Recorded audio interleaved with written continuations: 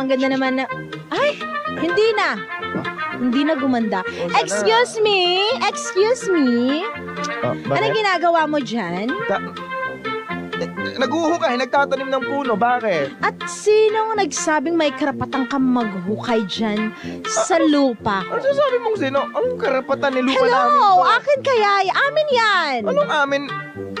Gusto mo makita yung papeles sa bahay? Ah, ganon? So gusto mo makita rin yung Mali yung papeles? ilagay yung yung bakod nyo. Dapat iganon nyo. Ay, hindi. Tamang-tama yan kasi Hindi. square meter ng namin, ng lupa namin. It's 258 square meter. 258 sa amin, 355. Swerte nyo Square pa nga meter. kasi binigay na namin yung sobra dyan Dapat amin pa nga yan. Pero dahil hindi kami, alam mo yon, madamot, ayaw namin ng away, ayaw namin ng gulo, binigay na lang namin yan Kung tutusin, amin pa nga dapat yan Amin talaga to.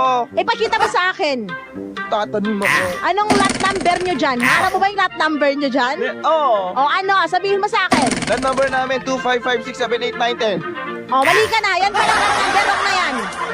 Ipakita mo sa akin, may blueprint ka ba? Oh, kunin ko muna sa bahay O. Anong blue? Tingnan ko nga. O, gusto mo ba ipakita ko sa mismo tong blueprint na ito. yan? Tignan mo, oh. O. Ayan, may pirma pa sa dito. Sino yung engineer mo dyan? Nako, yung engineer mo, hindi JJ. yan. Yung engineer mo. Ito naman pala Huwag naman ganun Tignan mo. Ay, wala ka Yung yung dyan suka. Wala doon, hanggang dito sa akin. Hindi. Yung engineer mo na yan, yung engineer namin yan. Wala yan, di nagpakita sa amin. Right. Oo. Kaya peke yan.